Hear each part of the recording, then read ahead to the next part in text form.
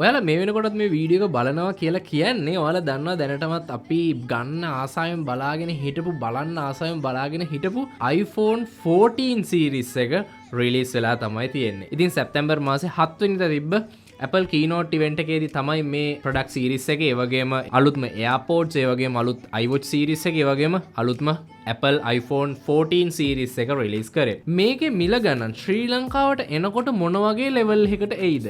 ඇයි ඒ වගේ level එකකට එන්නේ? මෙන්න මේක ගැන පොඩ්ඩක් ඔයාලත් එක්ක පොඩි details ටිකක් තියෙනවා share කරගන්න. ඒ details ටික share කරගන්න තමයි මම මේ වීඩියෝ එක නිර්මාණය කරන්නේ. මෙතනදී මගේ opinions කීපයක් තියෙනවා. ඒ වගේම මේකේ price එක මොන වගේ වෙයිද කියන එක ගැන මම shop ownersලා ඒ වගේම මෙහි ලංකාවට iPhones ගෙන්නන කීප දෙනෙක් එක්ක කතා කරලා බලපුවහම ඒගොල්ලන්ගේ opinions ගොඩාක් දුරට වෙනස් වුණා. මම හිතාගෙන හිටපු range එකත් පන්නලා සමහරලාට ගිහිලා තියෙනවා. අපි ඒ ගැන කතා කරමු ඉස්සරහට. එහෙනම් වැඩි කතා බහ නැතුව අපි බලමු මේ iPhone 14 series එක ශ්‍රී ලංකාවට එනකොට මොන වගේ මිල ගණනක් වෙයිද? වැඩි කතා බහ නැතුව අමතක නොකර මාස්ටර් එක්ක පහළ තියෙන රත් පාට subscribe button එක click කරලා ඊට හැපෙතෙන් තියෙන notification bell icon එකත් click කරලා subscribe කරලා තියාගන්න. එතකොට මම මේ වගේ දාන videos ඉක්මනටම ඔයාලා ගාවටම notification එකක් විදිහටම ගෙන්න ගන්න හැකියාව තියෙනවා. අපි යමු වීඩියෝ එකට ගිහිල්ලා බලමු iPhone 14 series එක මොන වගේ වෙයිද? ඒ වගේම ශ්‍රී ලංකාවට එනකොට price එක මොන විදිහට change වෙයිද කියන දේ ගැන.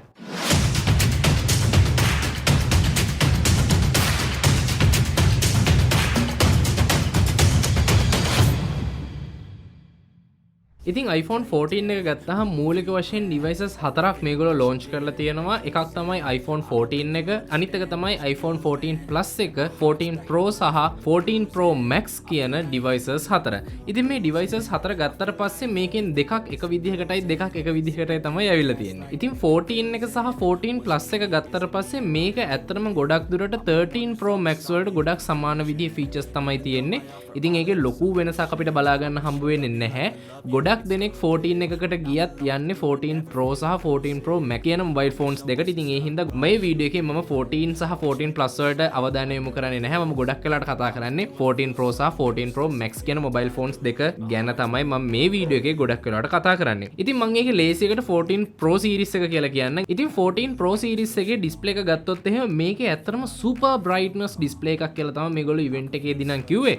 ඉතින් ඇත්තටම outdoor brightness එක. ඒ කියන්නේ අපි ගොඩාක් එළිය තැනක මේ ෆෝන් එක යූස් කරනවා නම් iPhone 14 Pro series එක ගත්තොත් එහෙම මේකේ nits 2000ක් දක්වා brightness අපිට බලා ගන්න පුළුවන් කියලා තමයි කියන්නේ. ඉතින් ඒ වගේම HDR brightness එක විදිහට මේගොල්ලෝ සඳහන් කරලා තියෙනවා 1600ක nits ප්‍රමාණයක්. ඒ වගේම තමයි මේකේ අනිත් features එක ගත්තොත් එහෙම මේකේ always on display එක ප්‍රථම වතාවට iPhone ලා දීලා තියෙනවා iPhone 14 series එකෙන්ම. ඉතින් මෙන්න මේ iPhone 14 series එකේ always on display එකත් ඇත්තටම ගොඩක් වෙලාවට කැපිලා පේන ෆීචර් එකක් විදිහට තමයි අපිට බලා ගන්න පුළුවන් වෙන්නේ. ඒ වගේම ගොඩක් දෙනෙක් ආසාවෙන් බලාගෙන හිටපු ෆීචර් එකක් තමයි මේ dynamic island කියන ෆීචර් එක. ඉතින් අවාසනාවකට iPhone 14 සහ 14 Plus වලට මේක එන්නේ නැහැ. ඉතින් ඒකට සුපුරුදු පරිදි top notch එක තමයි එන්නේ. හැබැයි iPhone 14 Pro සහ 14 Pro Max කියන mobile phones දෙකටම මෙන්න මේ dynamic island කියන ෆීචර් එක දීලා තියෙනවා. ඉතින් ඇත්තටම dynamic island කියන්නේ මෙන්න මේ වගේ display එකක මෙන්න මෙතන මෙන්න මේ top notch එක වෙනුවට dynamic island එහෙම නැත්නම් punch hole එකක් වගේ පොඩි පිල් එකකින් තමයි මෙන්න මේ earpiece එක, ඒ වගේම sensors, ඒ වගේම අපේ face detection sensors, මේ හැම sensor එකක්ම එන්නේ ඒක ඇතුලේ තමයි store වෙලා තියෙන්නේ. ඉතින් ඒකට තමයි මේගොල්ලෝ අලුතෙන් නමක් දාලා තියෙන්නේ dynamic island කියලා. ඉතින් මේ dynamic island එකත් ලස්සනට මේගොල්ලෝ ඩිසයින් කරලා තියෙනවා. ඒ කියන්නේ සාමාන්‍ය කෝල් එකක් එනකොට සාමාන්‍යයෙන් අපිට මොකක් හරි වැඩක් කරගෙන ඉන්නකොට මේකේ උඩින් තමයි බලා ගන්න පුළුවන්. සාමාන්‍ය 11 12 13 වගේ පාවිච්චි කරනකොට උඩින් තමයි බලා ගන්න පුළුවන් වෙන්නේ. ඉතින් මේක iOS 16 එක ගොඩක් ලස්සනට කම්ෆර්ටබල් වෙන විදිහට ලස්සන ඇනිමේෂන්ස් උත් එක්ක මේ ඩයිනමික් අයිලන්ඩ් එක ඩිසයින් කරලා තියෙනවා. ඉතින් මෙතනදී ඔයාලා කරන ඇක්ටිවිටි එක අනුව ඒ කියන්නේ ඔයාලා සින්දුවක් අහනවාද, ස්ටොප් වොච් එක පාවිච්චි කරනවාද, එහෙමත් නැත්නම් ෆෝන් එක සයිලන්ට් දානවාද, බැටරි එක එහෙමත් නැත්නම් ෆෝන් එක charge එකට දානවාද, මෙන්න මේ එක එක අවස්ථාවන් වලට ලස්සන ඇනිමේෂන් එකක් එන විදිහට තමයි පොප් අප් එකක් එන විදිහට තමයි මේ ඩයිනමික් අයිලන්ඩ් එක ඩෙවලොප් කරලා තියෙන්නේ. ඒ වගේම ඩිසයින් කරලා තියෙන්නේ. ඉතින් ඒ හින්දා ගොඩක්ම ලස්සන, ගොඩක්ම අර eye catching device එකක් විදිහට මේක පත් වෙනවා මෙන්න මේ dynamic island කියන පංච් හෝල් සිස්ටම් එක හින්දා. ඉතින් මේක ඇත්තටම පංච් හෝල් සිස්ටම් එකක් කියන්නත් බෑ. මොකද පංච් හෝල් සිස්ටම් එකක් කිව්වොත් එහෙම ඒක එක තැන තියෙන එකක්. ඉතින් මේ ඩයිනමික් අයිලන්ඩ් එක සැරින් සැරේ සයිසස් වෙනස් වෙනවා. සයිසස් පුංචි වෙනවා. ඉතින් පුංචිම සයිස් එක තමයි ඉයර්පීස් එකේ කැමරාවයි අතර තියෙන සයිස් එක. ඊට අමතරව ඔයාලා කරන වැඩත් එක්ක මේකේ සයිස් එක තව තවත් වෙනස් වෙන්න ඉඩ තියෙනවා. ඉතින් ඒ හින්දා මේ ෆෝන් එකේ දකින විශේෂම ගුණාංගය තමයි මම දකින විදිහට මේ ඩයිනමික් අයිලන්ඩ් ෆීචර් එක. ඉතින් මෙන්න මේ ඩයිනමික් අයිලන්ඩ් කියන ෆීචර් එක පාවිච්චි කරලා මෙයාලා ලොකුවට මේගොල්ලන්ගේ මාකටිං කැම්පේන් එක කරනවා කියලාත් අපිට බලා ගන්න පුළුවන්. ඉතින් ඇත්තටම මෙන්න මේ 14 Pro සහ 14 Pro Max කියන මොබයිල් ෆෝන්ස් දෙකම විකිනුනොත් විකිනෙන්නේ මෙන්න මේ ඩයිනමික් අයිලන්ඩ් කියන ෆීචර් එක නිසා. ඉතින් මෙන්න මේකේ ස්ක්‍රීන් එක පැත්තට ආය පාරක් ගියොත් එහෙම මේකෙදි ඇත්තටම අපිට සෙරමික් ෂීල්ඩ් එකක් මේගොල්ලෝ දීලා තියෙනවා. ඉතින් මේගොල්ලෝ කියන්නේ මේකට කලින් ආපු මොබයිල් ෆෝන්ස් හැම එකකටම වැඩිය මෙන්න මේ iPhone 14 series එකේ තියෙන ඩිස්ප්ලේ එක ගොඩක් හයියි, ක්‍රැක් වෙන්න තියෙන ඉඩකඩ ගොඩක් අඩුයි කියලා. ඒ වගේම තමයි මේකේ දීලා තියෙන තවත් ෆීචර් එකක් තමයි මේගොල්ලෝ මේකේ ක්‍රෑෂ් ඩිටෙක්ෂන් පහසුකම දීලා තියෙනවා. ඒ කියන්නේ ඔයාලා වාහනයක මේ මොබයිල් ෆෝන් එක තියාගෙන ඔයාලා වාහනේ පදවන් යන ගමන් ඔයාලව ඇක්සිඩන්ට් වුණොත් එහෙම ඔයාලා ඉන්නේ ඇක්සිඩන්ට් එකක ඉමර්ජන්සි සර්විස් එකක් මෙතෙන්ට ගෙන්නන්න ඕනේ කියන සිස්ටම් එකට මේගොල්ලෝ චේන්ජ් වෙන්න මේගොල්ලෝ ක්‍රෑෂ් ඩිටෙක්ෂන් සිස්ටම් එකක් මේකට හඳුන්වලා දීලා තියෙනවා. ඉතින් ඒකත් ඇත්තටම ගොඩක් වටින ෆීචර් එකක්. ලංකාවටත් වැඩිය ගොඩක් වෙලාවට පිට රටවල මේක ගොඩක්ම වටිනවා. මොකද හයිවේ එකක වුණත් ඇත්තටම ක්‍රෑෂ් එකක් වුණොත් එහෙම අපිට හොයාගන්න හරි අමාරුයි. ඒ කියන්නේ ගොඩාක් ලොකු පාරවල් ගොඩාක් දිග පාරවල් තියෙන හින්දා මෙන්න මේ ක්‍රෑෂ් ඩිටෙක්ෂන් සිස්ටම් එක ගොඩක්ම හොඳ ෆීචර් එකක් වෙයි කියලා මම හිතනවා. ඒ වගේම තමයි මේගොල්ලන්ගේ තවත් දීලා තියෙන අලුත් ෆීචර් එකක් තමයි මේ SOS සිස්ටම් එක. එහෙමත් නැත්නම් emergency via satellite කියන සිස්ටම් එක. ඒ කියන්නේ ඔයාලට emergency එකක් වුණොත් එහෙම satellite through ඔයාලගේ messages send කරන්න පුළුවන් වෙන විදිහේ ෆීචර් එකක් දීලා තියෙනවා. ඉතින් ඒකත් අලුත් ෆීචර් එකක් විදිහට බලා ගන්න පුළුවන්. ඉතින් ඒකත් මේගොල්ලෝ ගොඩක් වෙලාවට මේ keynote event එකේ highlight කරලා පෙන්නුවා. ඒ වගේම තමයි මම කැමරා එක පැත්තට එන්න කලින් මෙන්න මේ මොබයිල් ෆෝන් එක බලගැන්වෙන්නේ මොන chipset එකෙන්ද කියලා පොඩ්ඩක් කියලා ඉන්න. ඇත්තට මේ මොබයිල් ෆෝන් එක බලගැන්වෙන්නේ A16 Bionic chipset එකෙන්. ඉතින් ගොඩක්ම හොඳ ෆාස්ට් චිප්සෙට් එකක් කියලා. ඒ කියන්නේ මේ වෙනකොට iPhone ලා යූස් කරලා තියෙන ෆාස්ටස්ම චිප් එක කියලා අපිට කියන්න පුළුවන්. ඉතින් හැමදාම මේගොල්ලෝ අලුත් ෆෝන් එකක් ඩෙවලොප් කරනකොට ඒකට අලුත් චිප්සෙට් එකක් ඩෙවලොප් කරන ඒ චිප්සෙට් එක හරහා තමයි මේ ෆෝන් එක එළියට එන්නේ. ඉතින් මේ අවුරුද්දෙත් ඒගොල්ලෝ ඒ විදිහට මේක කරා. ඉතින් මේ පාර iPhone 14 series එක බලගැන්වෙන්නේ A16 Bionic chipset එකෙන්. ඒ වගේම තමයි කැමරා එක පැත්තට ආවොත් එහෙම මේගොල්ලන්ගේ මේන් කැමරා එක 48 megapixels දක්වා වැඩි කරලා තියෙනවා. ඉතින් ඔයාලට හිතා ගන්න පුළුවන්ද මෙච්චර කාලයකට තිබ්බ හොඳම කැමරා එක තමයි මේ වෙනකොට iPhone 14 series එකට ඇවිල්ලා තියෙන්නේ. 48 megapixel දක්වා මේකේ කැමරා සෙන්සර් එක ඩෙවලොප් කරලා තියෙනවා. ඒ වගේම 3 camera setup එකක් තමයි තියෙන්නේ. අපි හිතුවා 4 camera setup එකක් කියලා. නැහැ. තාමත් තියෙන්නේ 3 camera setup එකක්. ඉතින් ඒක තවදුරටත් improve කරලා තියෙනවා කියලා තමයි කියලා තියෙන්නේ. ඒ වගේම action mode කියලා එකක් හඳුන්වලා දීලා තියෙනවා. ඒ කියන්නේ අපි වීඩියෝ එකක් කරනකොට වීඩියෝ එක මොනතරම් හෙල්ලුණත් ඒක stable කරගන්න පුළුවන් වෙන විදිහේ feature එකක් මේගොල්ලෝ iPhone 14 Pro series එකට හඳුන්වලා දීලා තියෙනවා. ඒ වගේම promotion system එක හඳුන්වලා දීලා තියෙනවා. ඒ වගේම තමයි cinematic mode එක. ඉතින් cinematic mode කියලා කිව්වහම කැමරා සතේ තියෙන ගොඩක් කට්ටියගේ මූණවල් ඇඹුල් වෙනවා. ඒ තරමට ගොඩක් හොඳට improve කරලා තියෙන සිස්ටම් එකක් තමයි මේ cinematic mode. ඉතින් මේ වෙනකොට iPhone 14 Pro 14 Pro Max කියන මොබයිල් ෆෝන්ස් දෙකටම මේ cinematic modes on වෙලා තමයි තියෙන්නේ. ඒ වගේම මේක හරහා 4K වෙනකන් වීඩියෝ ෆොටේජස් රෙකෝඩ් කරන්න පුළුවන් හැකියාව මේගොල්ලෝ ඉම්ප්‍රූව් කරලා තියෙනවා. ඉතින් 13 Pro Max එකේ නම් cinematic mode එක ඉතාමත් powerful mode එකක්. ඉතින් 14 Pro Max එක ගැන ඔයාලට හිතා ගන්න පුළුවන් වෙයි කියලා මම හිතනවා. ඒ වගේම තමයි මේගොල්ලෝ තවත් ඇඟට දැනෙන ෆීචර් එකක් ඇඩ් කරලා තියෙනවා. ඒ තමයි new front camera with auto focus කියන සිස්ටම් එක.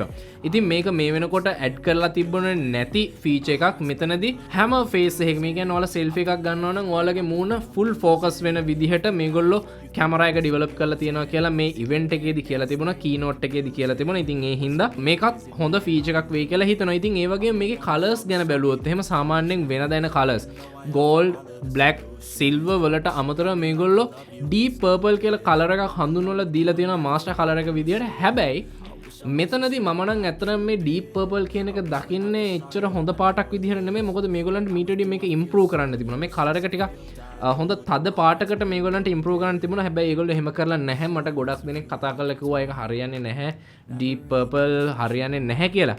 ඉතින් ඩීප් පර්පල් තමයි මේගොල්ලන්ගේ මාස්ටර් කලර් එක විදිහට මේගොල්ලෝ Pro series එකේ රිලීස් කරලා තිබුණා. ඉතින් ඒ හින්දා මේකත් එච්චර ලොකු ඉම්ප්‍රූව්මන්ට් එකක් නෙමෙයි. මගේ පැත්තෙන් මම දකිනකොට මේගොල්ලන්ට මීට වැඩිය ලස්සන කලර් එකක් ඉම්ප්‍රූව් කරලා දෙන්න තිබුණා. ඉතින් මේ ටික තමයි මේකේ ඕවරෝල් ෆීචර්ස් ටික. ඉතින් ගොඩක් ලස්සනට iOS 16 එකත් එක්ක මේගොල්ලෝ කම්ෆර්ටබල් වෙන විදිහට මේ ෆෝන් එක ඩෙවලොප් කරලා තියෙනවා. ඉතින් ඇත්තටම අපිට ලීක් වෙච්ච නිවුස් වලට සාපේක්ෂව ගොඩක් හොඳ ෆීචර්ස් මෙතනින් රිලීස් වෙලා තියෙනවා කියලා අපිට බලා ගන්න පුළුවන්කම හම්බුණා.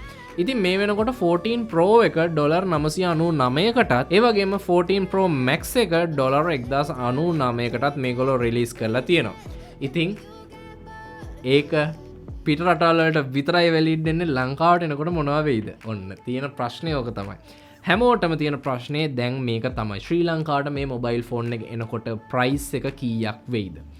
ඇත්තටම මම මේක පිළිබඳව අහන්න ෂොප් ඕනර්ස්ලා කීප දෙනෙක්ට කතා කරා. ඒ වගේම ලංකාවට මොබයිල් ෆෝන්ස් ගෙන්නන කීප දෙනෙක්ට කතා කරා.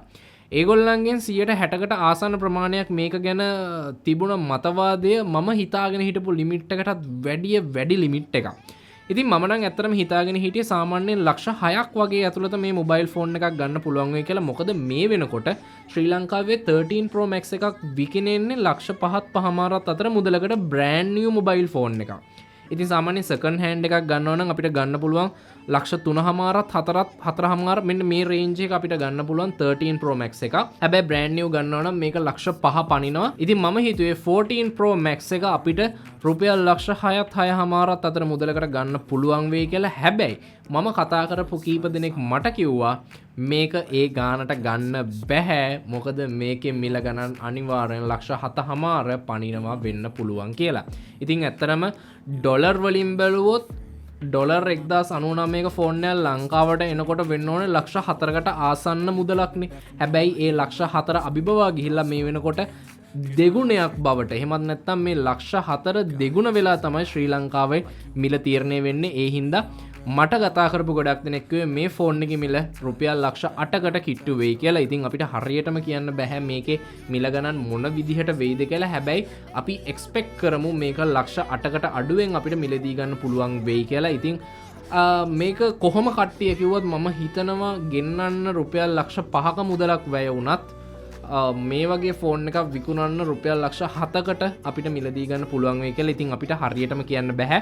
ඉතින් මම එක්සෙප්ට් කරන ගාන තමයි ලක්ෂ 7. හැබැයි ෂොප් ඕනර්ස්ලා කියනවා නෑ ලක්ෂ 8කට තමයි මේක විකුණන්න වෙන්නේ කියලා. ඉතින් අපි බලමු කොහොම හරි තව නොබෝ දිනකින් මේක රිලීස් වෙනවා. ඉතින් මට මගේ මතකයේ නිවැරදි නම් සැප්තැම්බර් 16 තමයි Pro series එක රිලීස් වෙන්නේ. ඒ වගේම සැප්තැම්බර් 9 අද ඉඳන් තමයි 14 සහ 14 plus එක රිලීස් වෙන්නේ. ඉතින් ඒ හින්දා ඒක ගැනත් පොඩ්ඩක් සැලකිලිමත් වෙන්න, මිල ගණන් ගැන පොඩ්ඩක් සැලකිලිමත් වෙන්න අපි බලමු. මම කීප දෙනෙක්ටම කතා කරපු හින්දා ඒගොල්ලෝ ෆෝන්ස් ගෙන්නපු ගමන් සමහර විට මට කතා කරලා කියයි මෙන්න මේ ප්‍රයිස් එකට තියෙනවා කියලා. එහෙම මට ආරංචියක් ආවොත් මේ ප්‍රයිස් එකට තියෙනවා කියලා දැනගන්න හම්බුනොත් අඩුම ප්‍රයිසස් තියෙන shops ටික ගැන මම රිවිව් එකක් අරගෙන එන්නම් ඔයාලා වෙනුවෙන්. ඉතින් කිසිම මාකටිං පර්පස් එකකට නෙමෙයි මම මේක අරගෙන එන්නේ. හරියටම අපිට කියන්න බෑ. පුළුවන් වුණොත් මම ඒ නිවස් එක ආපු ගමන් ඔයාලට වීඩියෝ එකකින් අරගෙන එන්නම්. ඒ ෂොප් වලට ගිහිල්ලා ඒ ප්‍රයිසස් ඒ විදිහටම අහමු. මේක ගැන ප්‍රශ්න ගැටලු මොනවා හරි තියෙනවද? මේ ෆීචර්ස් ගැන මොනවා හරි ප්‍රශ්න ගැටලු තියෙනවද? ඊටමත් ඉක්මනින් තමයි මේ වීඩියෝ එක කරේ. මට ඇත්තටම ෆීචර්ස් ගැන කතා කරනවට වැඩිය මේකේ මිල ගණන් ගැන තමයි කතා කරන්න ඌමනා වෙලා තිබුණේ. ඉතින් මිල ගණන් ගැන කතා කරන්න පුංචි මාතෘකාවක් හින්දා මම ෆීචර්ස් කතා කරන්න ඕන ෆීචර්ස් ටිකක් ගැනත් කතා කරා.